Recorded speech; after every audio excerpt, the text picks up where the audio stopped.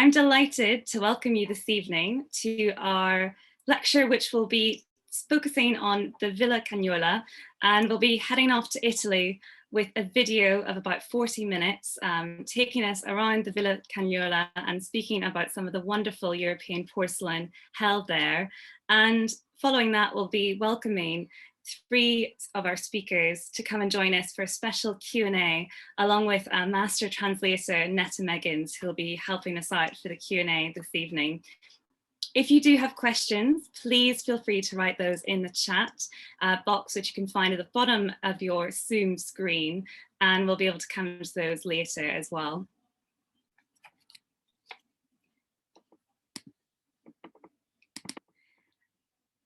I'd like to introduce our three speakers first, and then we'll hand over to Felix to start off the video. Our first speaker is Alessandro Biancalana, who is an independent researcher from Lucca, where his family have been present at least since 1445. Alessandro is a porcelain specialist with a particular interest in the factory of the Marcheses Giannore in Doccia. From 1998, he wrote the catalogue which accompanied an exhibition held at the Palazzo Reale in Pisa, and he has also published and lectured extensively on the subject, both in Italy and abroad. Don Eros Monti is director of the Villa Cagnola and has been in this position since 2012.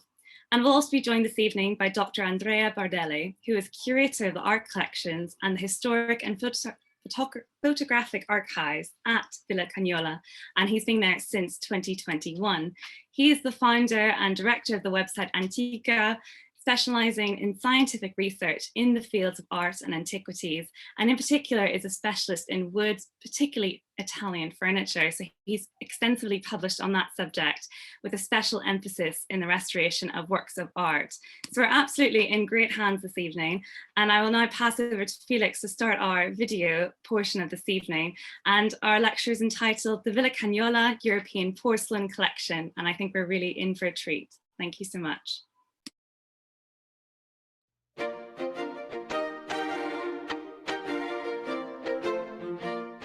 Villa Cagnola, made built at the beginning of the 18th century in elevated position with a view of the Monte Rosa, the Varese Lake, and a large portion of the park, has come to the Cagnola family in the year 1850.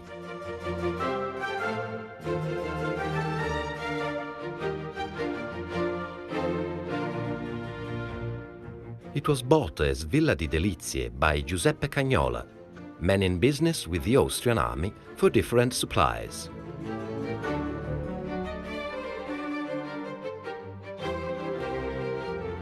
It yields almost immediately to his son Carl, an extraordinary character who dedicated himself to the cause of the Risorgimento, then became a politician with several government posts in the newborn Italian state, businessman and financier, in his spare time traveler and collector.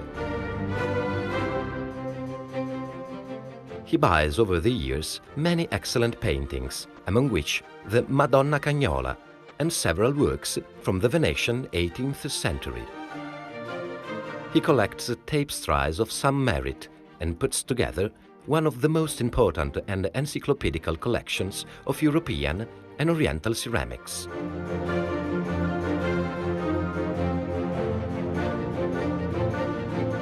We owe him the complete restyling of the villa, with the creation of the second floor, of the openings on the garden, and of the garden itself.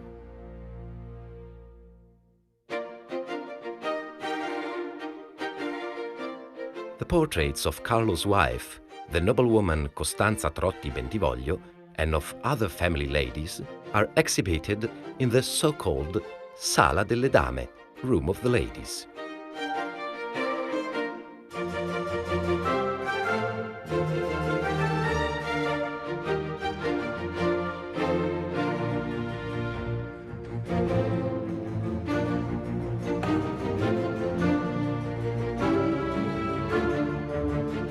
His son Guido, humanist intellectual and scholar of Oriental religion, increases the paintings collections, with particular reference to the Tuscanian Fondi Oro of the 15th century,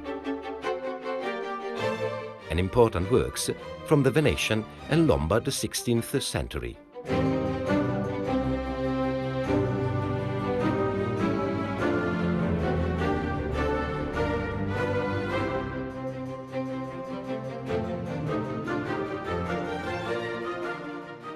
A deep meditation leads him to the decision of giving all the property to the church, including the ancient art collection, that thanks to this and to years of lovely care, we can still admire today.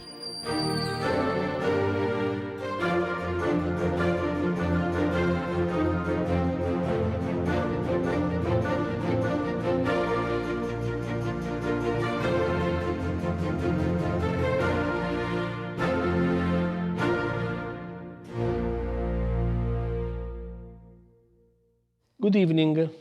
I wish greet you all, but I am not so able to speak English, and so there is a translator. Bye.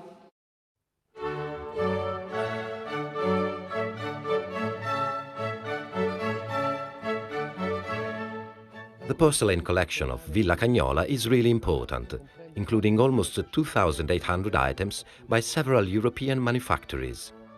The first room welcomes us with 3 showcases. The first one is the one of the Neapolitan porcelains by the factory of Capodimonte of Charles III, the Real Fabbrica Ferdinandea of Ferdinand IV, and also of the Spanish manufactory Buen Retiro, near Madrid, which we can consider as Neapolitan as it is born in the trail of the Neapolitan porcelains of Capodimonte. The types presented in this showcase are many, and among the most interesting, there are those a Paesi Rossi in Redland, of the manufactory of Capodimonte. Le Vedute del Regno, the views of the kingdom, of the Ferdinandian royal factory.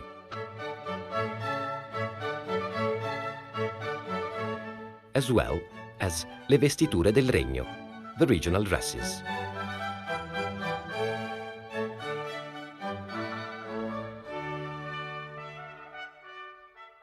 There are also some sculptures, so that is given the exact idea of what were the Neapolitan and Spanish productions in the 18th century.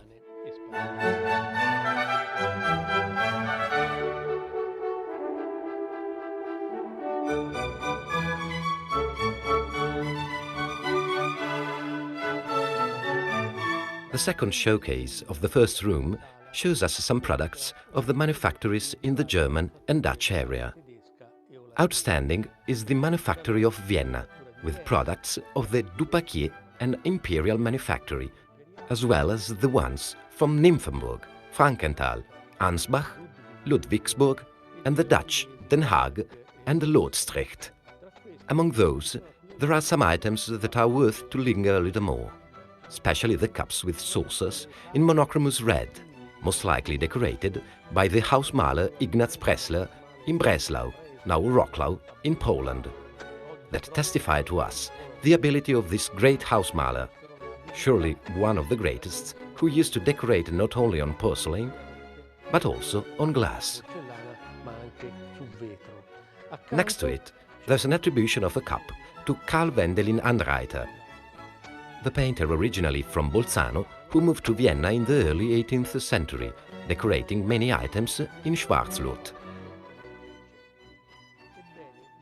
Well, while about this cup there is some doubt, because the Dupaquier manufactory itself produced manufactured goods of this kind. I remember an important teapot in the Gardner Museum in Toronto. On a small teapot in Schwarzlot, in black, surely recalls the 2 teapots of the Museum für angewandte Kunst in Vienna, which have all the characteristics of the South Tyrolean painter's style. Another very important item in this showcase is the terrine with its presenter of the manufactory of Zurich, extremely rare for its completeness.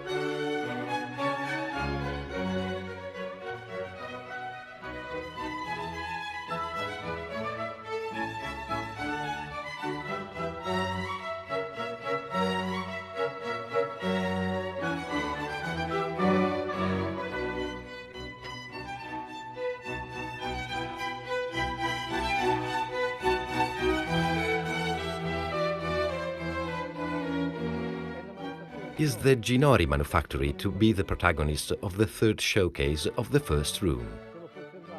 In this showcase are preserved many items of various ages and types, but there are some that are actually of increased interest, so that I'd like to underline them with you. Surely important are the cane handles. The Ginori manufactory, as early as 1743, in the inventory of the Sarti shop in Florence, presents a series of objets de vertu, among which the cane handles. Here in Villa Cagnola are kept, I think, as many as 9.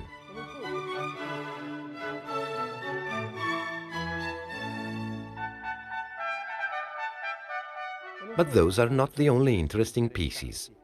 Surely the tureen with the family crest of Isola and Marana from Genoa, very, very beautiful and particular because the family crest of the Marcheses Isola and Marana on the lid of the tureen is particularly big and defined.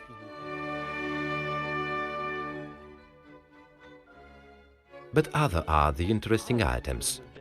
For sure, the plate in monochromous red that presents a type of scene rarely used by the manufactory, a scene with horsemen.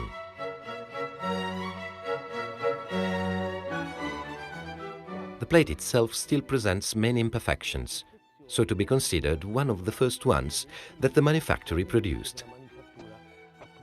Very, very beautiful, always a Paesi Rossi, at the opposite of this plate, is a shaving bowl, also very rare for the Doccia manufactory, and one of the few known of this type. A last item I'd like to report among the manufactured goods is that bassorilievo istoriato, historiated bas-relief, cup, typical of the Doccia manufactory, since the first years of production. Also about this one we have the first traces in 1743, in camicia gialla with a yellow background. Colored backgrounds have been used by Doccia. I recall a wonderful teapot with apple green background presented a few years ago at auction in Italy. But the yellow background on bas-relief surely is noteworthy, as well as the centerpiece base with dolphins and a very interesting, very primitive shell, maybe even one of the first ones produced by the manufactory. There are then many sculptures. We report some Turks and some masks from the art comedy.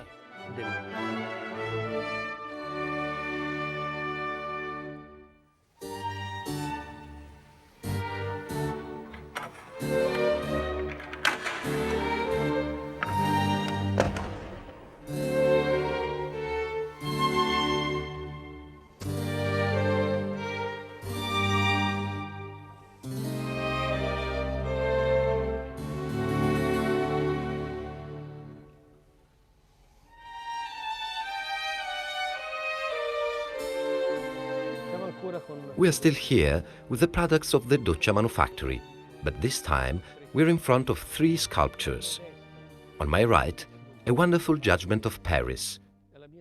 On my left, a statue of San Carlo Borromeo. Of both of them is known another exemplary. Doccia's sculpture is a really particular one, closely tied up to Carlo Ginori's philosophy.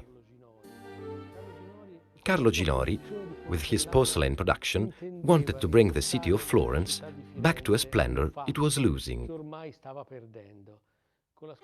With the passing of the last of the Medici, Giangastone dies in 1737, the city passes into foreign hands, as they used to say in Florence in those years, and Carlo Ginori, with his really particular porcelain production, even sculpture in natural size, as the Della Robbia already did many centuries before, tried to put Florence back in the center of world's attention. Porcelain in the 18th century had been obviously just discovered, in 1709 in Meissen.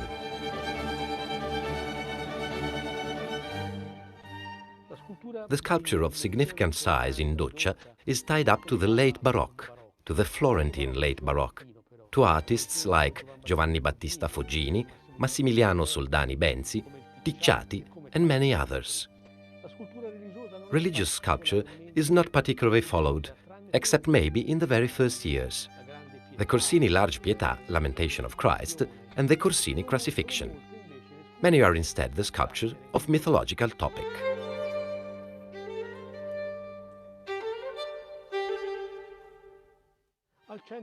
In the middle, we have a mutilated head from a natural size, or almost natural size, sculpture.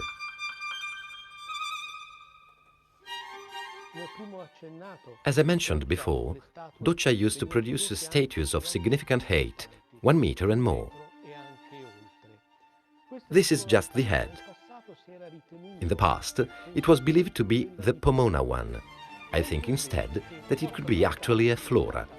First because we got documents that flora had been produced in natural size or almost natural size, and then because on the forehead of the statue there are some fruits, typical of flora.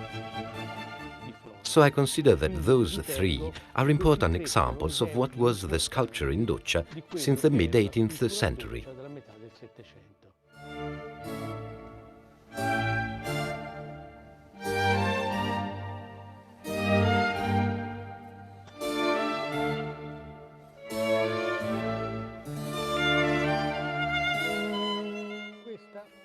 This is basically the showcase of the Venetian porcelains, even if there are some inserts of Piedmontese-produced porcelains.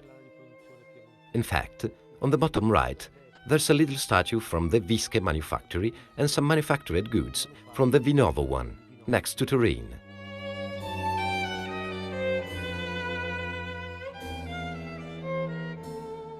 But basically, as I said, it's about porcelain of Venetian production. We have here on top to my right 2 teapots by the Vezzi hard paste manufactory, 3rd in Europe, 1st in Italy, that as you sure know, lasts only 7 years.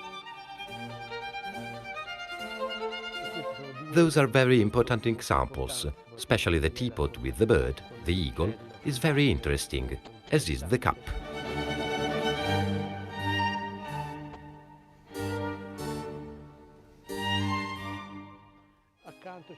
On the side, there are 2 Becker, 2 high cups, made of Lattimo glass.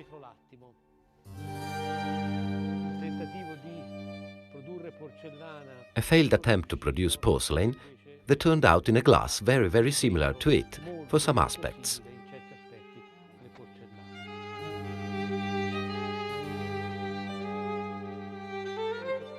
There are then many examples of the Cozzi manufactory. Among them, a very important chocolate pot. The first on my right, that is one of the very few examples known in the world.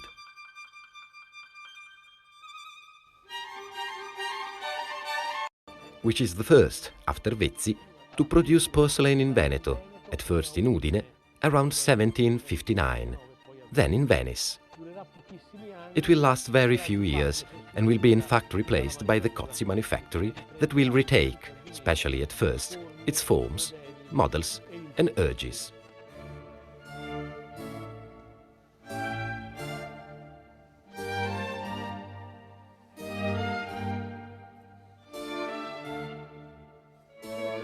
There are then, also from the Cozzi manufactory, 3 interesting écuelles with cover, Turin. One in particular has as handle a basket of fruit and flowers. There are then many little sculptures, a typical example of the Venetian production in the years from the 1770 to the end of the century. They're both from the Cozzi and Antoni Bon manufactory.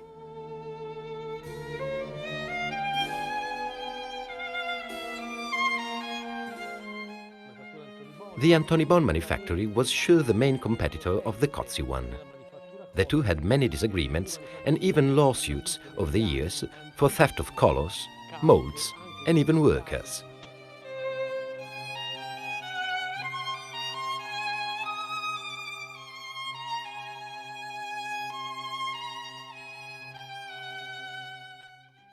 Then, on top, we have 2 examples of the Fontebasso manufactory in Treviso, 2 cylindrical cups.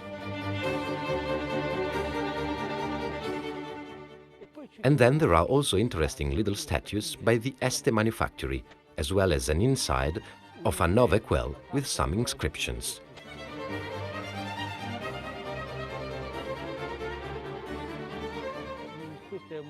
This is an overview of the Venetian production with some particularly interesting examples, that are basically those I mentioned before.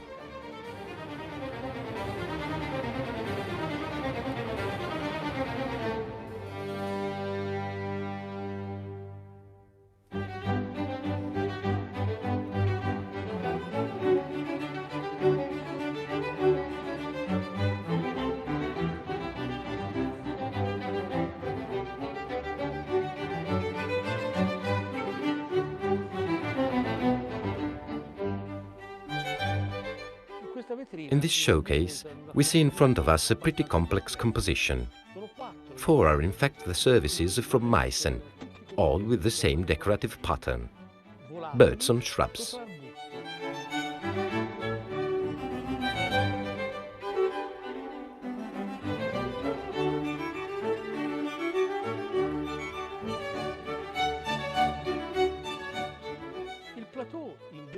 The plateau, instead, is from the Vienna manufactory. The sculptures around it are again from the manufactories of Meissen, Frankenthal, the more important, bigger one. The Neptune could be instead of English production.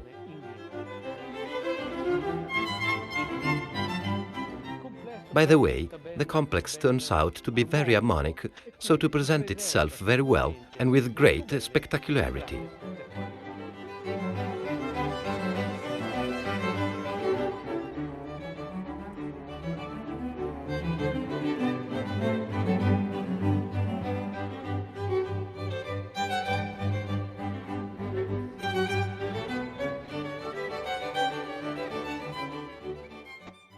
This bowl I hold in my hand by the Meissen manufactory, with harbour scenes, the Kauffahrtei-Szene, mostly decorated by Christian Herold, is preserved in the showcase on my left.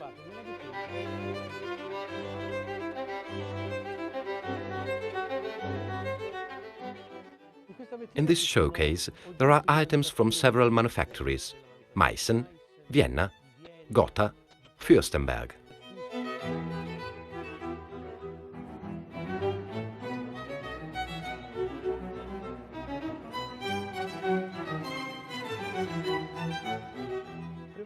They are mostly of German area, except for a Servitino from the French manufactory of Sèvres.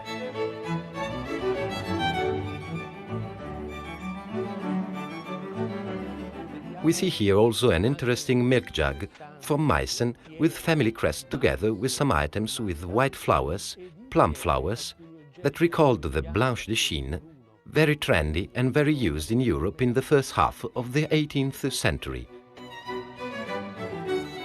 And also other items tied up to Asian iconography.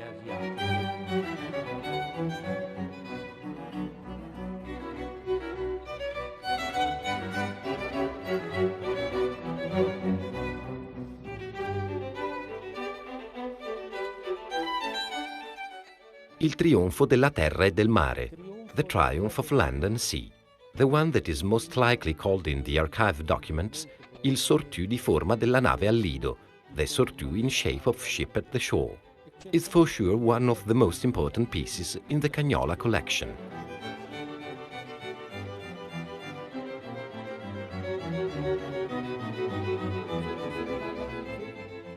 They talk about the sortù also in the documents, as I mentioned. In the inventory of the Livorno warehouse, at the death of the Marquis Carlo Ginori in 1757, is the most expensive piece, demonstrating that also in those times it was an extremely important and considered item.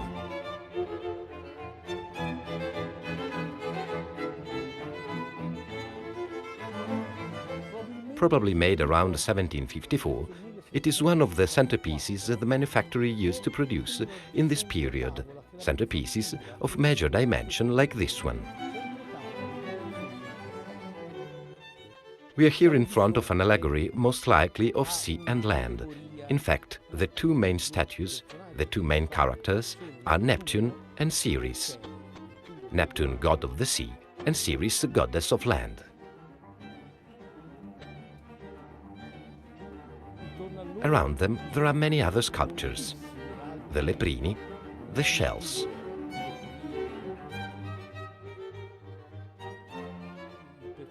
And while the main characters, as I said, Ceres and Neptune, have been made from patterns referring to the sculptor Giovanni Battista Foggini that we mentioned before, other elements of the centerpiece are taken also from other authors, always from the late Florentine Baroque period.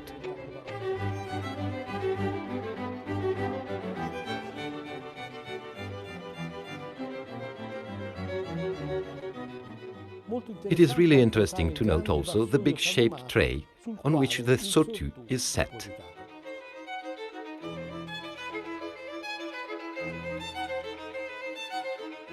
Why was something so important and complicated realized? We are not sure. The only fact we can rely on is that Carlo Ginori in 1746 was appointed governor of the city of Leghorn. Leghorn was Firenze's harbour for all intents. He was pushed away from Florence and appointed governor for his disagreements with some elements of the Lorena's court that were the Grand Dukes in Florence since 1737.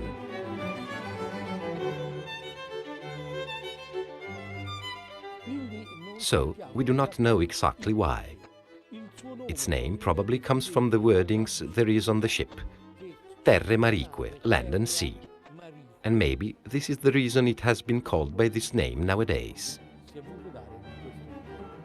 On the side of this wonderful item, there are on my left 3 soup bowls.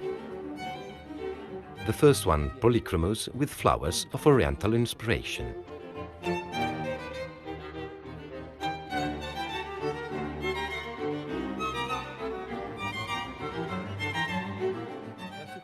The second round, white, very shaped.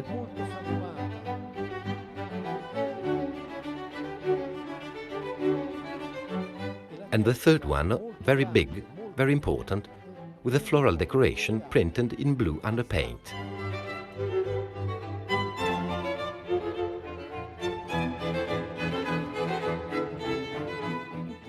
All 3 are deeply affected by the silver goods from the early 18th century and give the exact impression of the deep relation that tied silver and porcelain. For what concerns this last one, with its presenter, the printed one, until recently used to be referred to as a stampino, but this word doesn't exist in the archive documents, where it was called just a stampa, printed, and the painters who dedicated themselves to this kind of production were called stampatori, printers. On my right, there are instead 2 soup bowls in white porcelain, very particular, because in addition to their presenter and sure steel shapes tied to the silver goods, they have as handle a putto.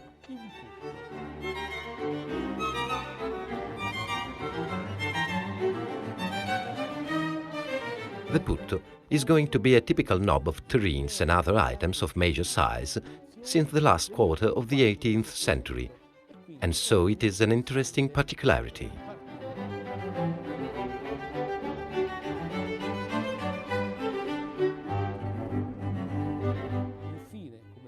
In the end, as last element, we have an écuelle with flowers stuck on it. For sure an interesting side to the one that is doubtless the main piece, that is, the surtout della nave al lido.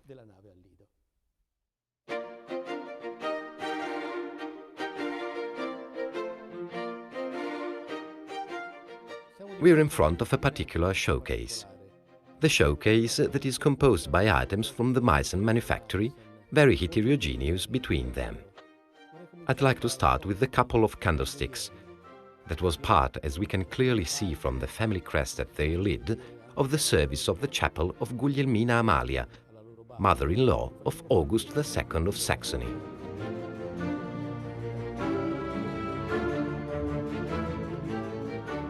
They come from a model by Johann Joachim Kendler and were probably made between 1737 and 1741.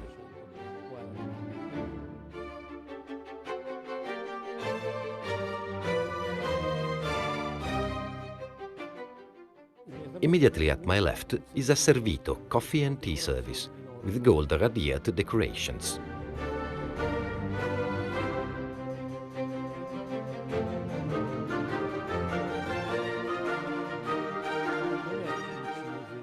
It is not in chinoiserie, like often happens for the house maler of Meissen that worked in Augsburg, but with hunting scenes. Those scenes were performed much more rarely, as I said, and it is really hard to find them in an almost intact service. All those pieces were most likely made in the shop of Hausmaler Seuter in Augsburg. The Seuters were the most famous housemaler in town, together with the three sisters Aufenwert and their father Johann. On the side of those items there is a wine flask, always probably decorated in the shop of Hausmaler Seuter, which is for sure a rarity for its type that comes directly from similar Asian shapes.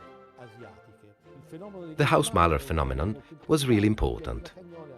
Here in Villa Cagnola we have some examples, as we said before, showing the Chinese cups probably decorated by Ignaz Pressler, and also the one most likely referable to Karl Wendelin and Reiter.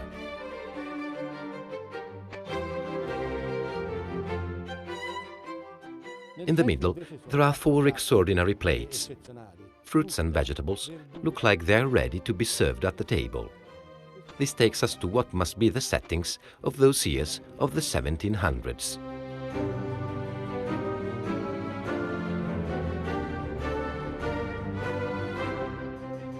They're always from the Meissen manufactory.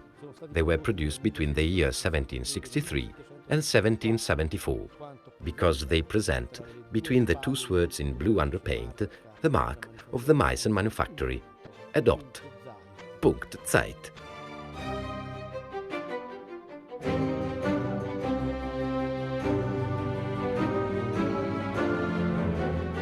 At far left, there's instead a service that is called Schneeballblüten, snowball, that external decoration that makes the item look like covered in snowflakes.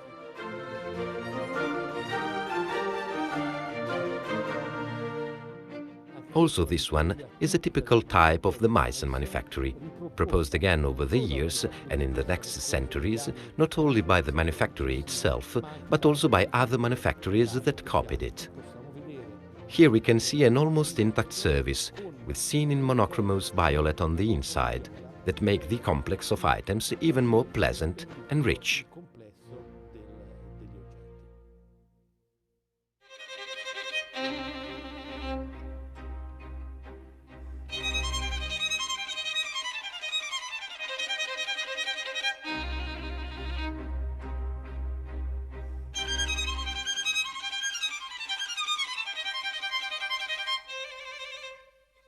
Our journey is about to end. This is the last room of Villa Cagnola's collection. We are here between table service of major dimension. On my right, a service from Vienna. But I want to linger in particular on a travel service of the Meissen manufactory.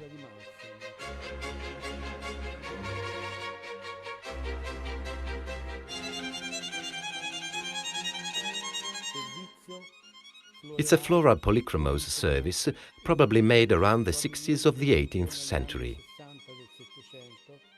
It's complete and shows itself off in this little last room of the Cagnola collection.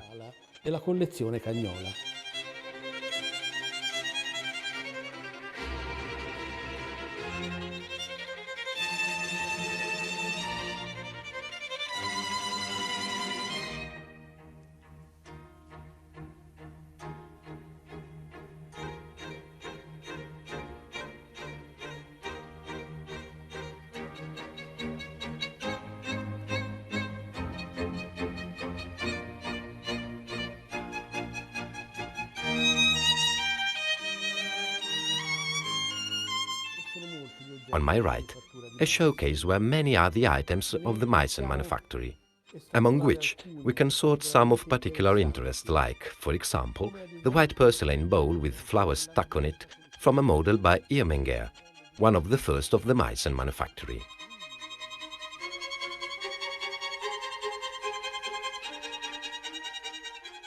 Or that couple of tea holders with polychromose branches.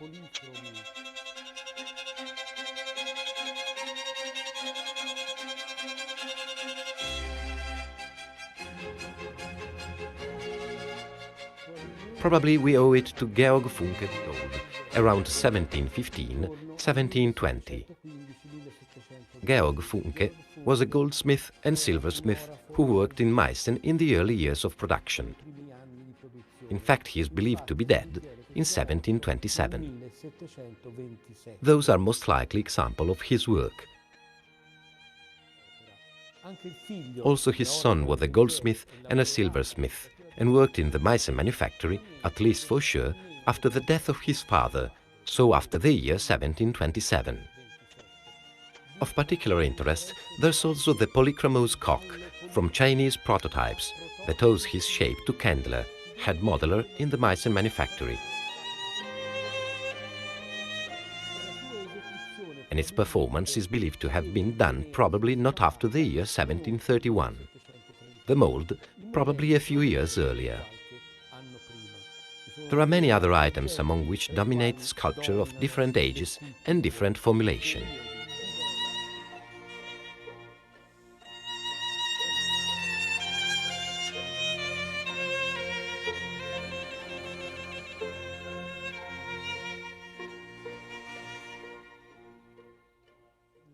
The predominant, I think, can be referred to Rococo.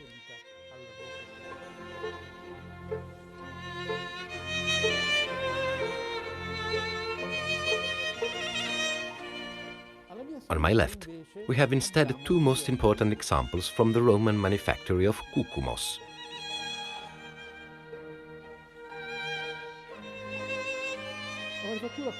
The Cucumos manufactory was found in 1761, thanks to an agreement between Cucumos himself, Roman, and Samuel, called Hezio, who was actually Samuel Hitzig, painter from the Meissen manufactory that moved to Italy some years earlier, maybe in the Antonibon manufactory already, then in Venice, and then stopped in Doccia in January of the year 1761. He was that famous Samuel the Saxon, who was believed to be the inventor of the masso bastardo. But recent studies have demonstrated this to be untrue, since Hitzig was mainly a painter.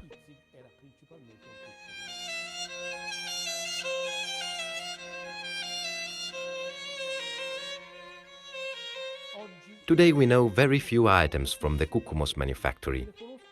4 are known for sure. This couple of ecstasies of St. Francis, another sculpture conserved in the Museum of the Castello Sforzesco in Milan, and the 4th, sure, in a private collection recently come out.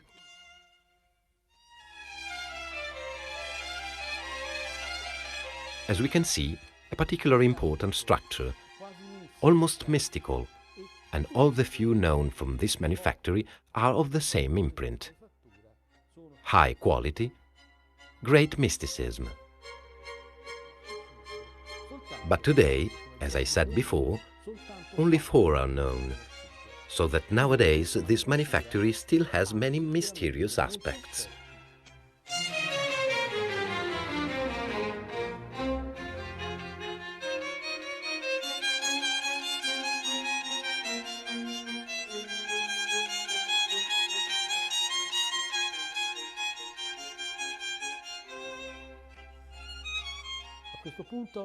At this point, our journey is over.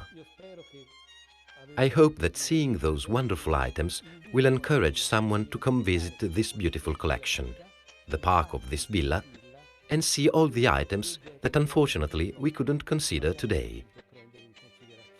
Thanks to everybody.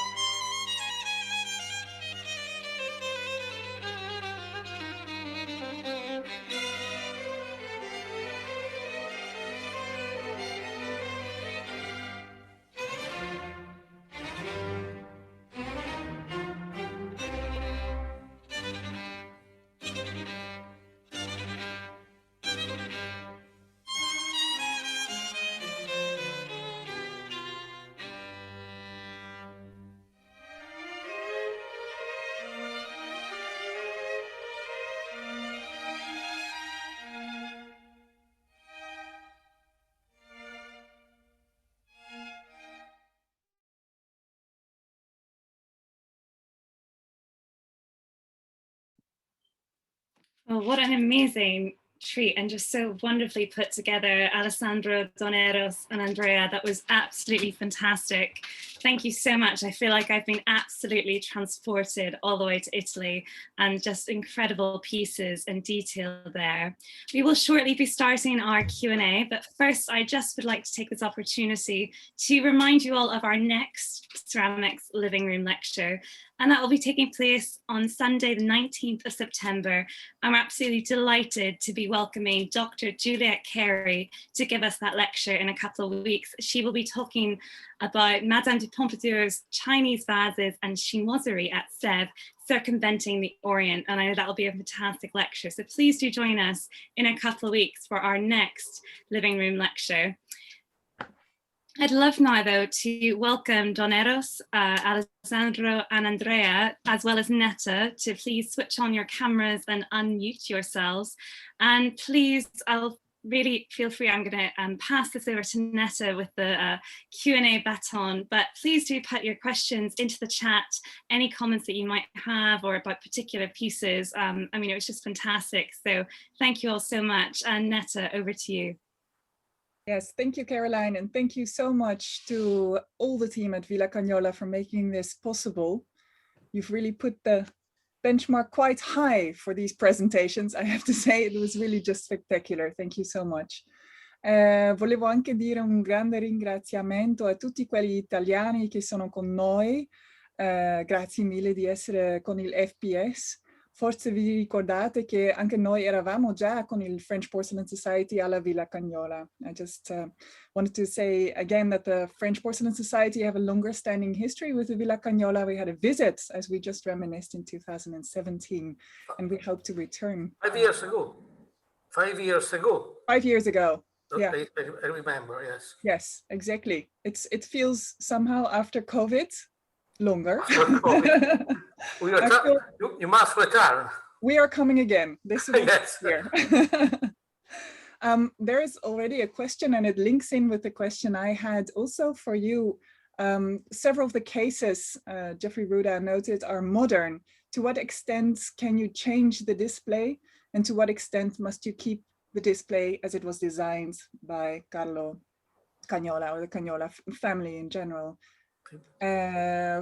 Posso tradurre, ma non so se posso, sì, mi permette. C'è una questione veramente sul collezionismo, come si fa a vivere con la storia in un museo che comunque anche è di oggi, se ci sono delle cose che non potete fare nell'esposizione, oppure se ci sono delle cose che devono rimanere veramente nell'idea dell'inizio XX secolo o fine dell'Ottocento, oppure è libero tutto? Se posso rispondere, can I answer? Yes, please. The problem is that we haven't enough money to change them. But despite any joke, it's impossible because the ministry doesn't allow us to change the cases. Several have been bought by Guido Cagnola at the beginning of the 20th centuries and the century, and most of them have been bought about 1950. Because we have been different staging of the collection. The collection is now is placed in rooms that once were lived by the family. So the collection of porcelain was widespread everywhere in the villa, and this is the reason why now we have to put them together in a special room. And this is the reason why it's impossible at present to reshape the collection and to move on the cases. Yeah, so you had to comprise a bit because the villa is open to the public. It's open every day on appointment, I think. Is that right? Not exactly, because it is open only with appointment, and you cannot visit it free. You must be accompanied by volunteers. And there is the possibility to see the villa only every time with the if you schedule your visit, but at 4 p.m. the first and the last Sunday of the month, you can visit it free. Really, yeah. And there is also a question, another question again about collecting. And there's a question actually, were the collectors mainly men? Erano I uomini che hanno fatto la collezione? Oppure erano involvati in un modo o un altro anche le donne? Non No, no, I'm afraid not. The person who started up the collection was Carlo Cagnola, is my favorite one. Carlo was the starter of the collection, and he was a businessman involved in many activities, and a politician very close with the Piemontese monarchy. And he bought important paintings, including the Madonna Cagnola, which is the icon of our collections, tapestries, many tapestries, and first of all, ceramics from everywhere. E si sa dove ha comprato? Do you know who his dealers were? Is it known whether he went to Paris or? Because at this time, specifically in Italy, there are a lot of collectors. Yes, yes. Working in the same field, collecting in the same manner. We are trying to discover where paintings were bought. Cagnola, all them, because after Carlo, his son Guido was an humanist, but he was very close to Bernard Berenson, and this is the reason why he bought many paintings of the 15th and 16th century, mainly fondi oro. But Cagnola, all them were used to buy on the antiques market. Only Carlo had the opportunity to buy some pieces of Oriental ceramics abroad during his travel, because he was a traveler. And in a particular moment of the Italian history, I mean, about 1850, 1860, when Italy became Italy, many important family of aristocrats were obliged to sell their many paintings, but not only, also furniture, tapestries, and Carlo Cagnola, who has a very great availability of money because he was a businessman, and he was involved everywhere. There was some money to make, so he was engaged in the Suez Channel or the Trans-Siberian. So he have a lot of money to spend, and he put on this collection. Carlo, also Guido, but Carlo was the main collector. And so then we're talking about the 1850s, right? 1850s. 1850, yes. And onwards. And Caroline McCaffrey-Howarth, who always presents these, it's very funny to see your question actually, Caroline, because usually you start off with such great questions here, but are there any archives left, or bills, dealers' letters, receipts that you know of? Not much. No, not, we have an archive, but unfortunately, the most of the documents start from the beginning of the 20th centuries, but we have very few example of documents of the 19th centuries, very few. We are trying to discover, to make a research. For example, we have catalog of the how to say, casa d'asta, auction houses. Auction houses, and they are written by the Cagnola. but it's very difficult to find a link between the catalog and the pieces that we have. So unfortunately, I must say no. That's a tantalizing prospect to bring that together. Yes. That's amazing. And also, you know, there is the possibility they may have known D'Azeglio in Turin, for example, another great collector at around about the same time. Do you think Yes. the collectors knew each other in Italy in this time? We know that that Carlo was friend of Massimo D'Azeglio and Emanuele D'Azeglio, for the reason that that Carlo was both a collector and a connoisseur, but also a politician. So I said he was very involved into the Risorgimento. And so with it was friend with the D'Azeglio brothers. There's a question actually, which is, does the family still reside in the villa? And perhaps it would be interesting to explain what the status is now and what happens with the last owner and who is taking care of this amazing collection now. Do you mean the last owner, Guido Cagnola? Yes, because after Guido Cagnola died, the collection was given in effect to the Vatican. Is this correct? Yes, it was donated to the Roman Church. Yeah, exactly. With the hope of keeping it together as one collection. Yes. Guido Cagnola expressly asked that the collection had to remain as a whole. Unfortunately, there was the option to send part of the collection to the Vatican, but fortunately, it doesn't happen. So the collection is exactly in the same way, in the same place where Guido lived it. Mm.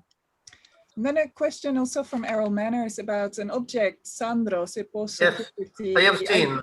Yeah. Yes. So Errol's question is about the two Latticino beakers, and I guess the question is, are they really Latticino glass, or is it a vitrified mass, un masso bastardo vitrificato, oppure è veramente fatto di vetro? And the red decoration. I think it is vetro lattimo. Yeah. There is no marks in the two cups, but I think it's possible. It's Miotti family. Miotti was a family that made vetro lattimo in Venice and made colors for porcelain and vetro. And I think that I think that 1725, 1730 about, but no marks. So just around the time of the Vezzi factory. Yeah, yes. When the Miotti family was important in Venice. And then there's a question, can you repeat again the name of the factory of the two saints? And that's perhaps the most elusive factory. I've never seen a piece outside of the Villa Cagnola, actually, the Curcumos factory. But yes. This is really one of the two of the star pieces. There are only 4 pieces that now we know in the world. 2 in Villa Cagnola, 1 in Milan, Castello Sforzesco, and 1 in a private collection. But it's a strange manufactory because it